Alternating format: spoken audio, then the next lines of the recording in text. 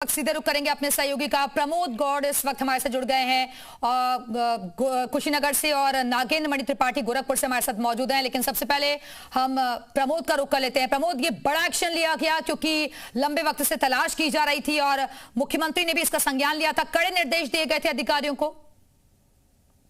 बिल्कुल, देखिए दीपक हत्याकांड वाले मामले के बाद से जिस तरीके से कुशीनगर के रामकोला थाना क्षेत्र के कप्तानगंज लेबुआ मार्ग ढाले के पास जिस अब्दुल रहीम को पुलिस तलाश कर रही थी, मुखबिर की सूचना के बाद उसके साथ मुठभेड़ हुई और मुठभेड़ के बाद उसे गिरफ्तार कर लिया गया। बात की जाए अब्दुल रहीम से जुड़े आपराधिक इतिहास की, तो बस्ती जिले में इसके खिलाफ 3 मुकदमे पहले से दर्ज है। वहां पर भी इनकाउंटर के दौरान इसे गिरफ्तार किया गया था। देवरिया के तरकुलवा थाने में भी इसके खिलाफ मुकदमा दर्ज है, साथ ही बलरामपुर थाने में भी इसके खिलाफ मामला दर्ज है और कुशीनगर के पटेरवा थाना क्षेत्र में भी इसके खिलाफ मुकदमे दर्ज है। पटेरवा थाना क्षेत्र के कुचिया मटिया गांव का रहने वाला है, जिसका जो आपराधिक इतिहास है बेहद लंबा है। पशु तस्करी मामले में सक्रिय था। अब बात की जाए अगर कुशीनगर जनपद की, तो अब तक 8 महीनों में यहाँ पे 19 इनकाउंटर हुए हैं, जिसमें 27 तस्करों को पुलिस ने गिरफ्तार किया है। यह 20वां इनकाउंटर था जिसमें अब्दुल रहीम को पुलिस ने गिरफ्तार किया है। जी ठीक है प्रमोद, बने रहेगा, वापस आएंगे आपके पास। नागेंद्र के पास चलते हैं। नागेंद्र, सरकार की तरफ से संदेश साफ है, अगर अपराध किया है तो अंजाम भुगतना होगा, क्योंकि अपराध को लेकर जीरो टॉलरेंस की नीति रही है। के लिए सख्ती के लिए जानी जाती है और इसीलिए जो है सरकार लगातार जो है बदमाशों के विरुद्ध जो है जीरो टॉलरेंस के तहत कार्रवाई कर रही है।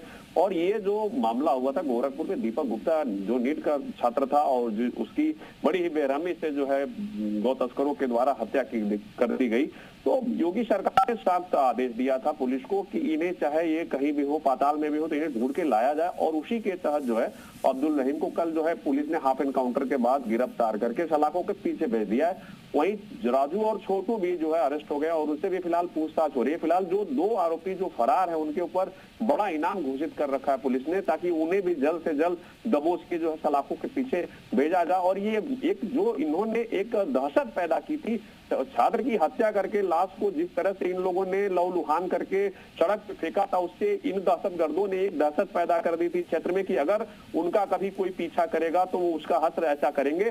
तो ये इसी वजह से जो है जनता में जो है पुलिस के प्रति काफी जो है नाराजगी थी और वो नाराजगी पथराव के रूप में सामने आई थी। लेकिन फिलहाल जो पुलिस ने कार्रवाई की है, इससे जो जनता के प्रति उनका खोया हुआ विश्वास था वो फिर से अब वापस आता हुआ दिख रहा है और काम में लोगों का जो विश्वास है वो फिर से स्थापित होने में पुलिस जो है कायम लगी हुई है, ताकि जल्द से जल्द जो जनता का विश्वास वो पुलिस पे फिर से वापस आए और कानून बिल्कुल पुलिस के प्रति जनता में भी विश्वास बढ़ा है, क्योंकि मुख्यमंत्री ने खुद कहा था कि इस मामले में सख्त से सख्त एक्शन होगा।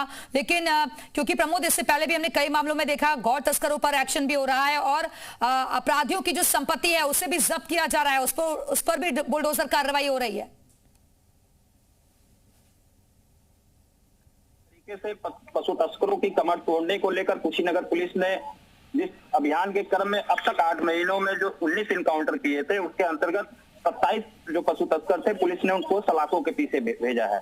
दीपक हत्याकांड के बाद से यह जरूर साफ हो गया है कि कुशीनगर एक सेफ जोन है पशु तस्करी के मामले में। गोरखपुर की बात की जाए या लखनऊ से, चाहे पश्चिमी यूपी से, जिस तरीके से पशु तस्करी के जो रास्ता है वो कुशीनगर बिहार के रास्ते होते हुए अन्य राज्यों में पशु तस्करी की जा रही है।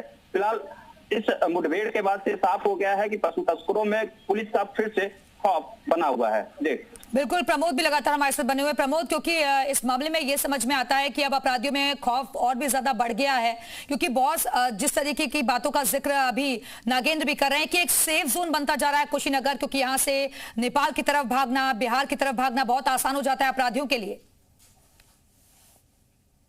का जो बॉर्डर है बिहार के 3 जगहों से जुड़ा हुआ है, चाहे देवरिया की तरफ से भी बिहार बॉर्डर लगता है, फिर गोपालगंज जो कुशीनगर का लास्ट बॉर्डर है वहां से भी बिहार है, उसके बाद से अगर खड्डा क्षेत्र की बात की जाए तो वहां से भी बिहार है, वहां जुड़ा हुआ है। कुछ ही दूरी पे वहां से नेपाल शुरू हो जाता है, क्योंकि जो अपराधी है यहाँ पे अपराध करने के बाद बिहार या नेपाल की तरफ भाग जाते हैं। फिलहाल पुलिस अब इन कड़ियों को जोड़ते हुए जो अपराधी हैं, जो जिन पे काफी आपराधिक मामले दर्ज हैं, पुलिस अब उनकी लिस्ट बना रही है और जल्द इनको सलाखों के पीछे भेजने का काम भी करेगी।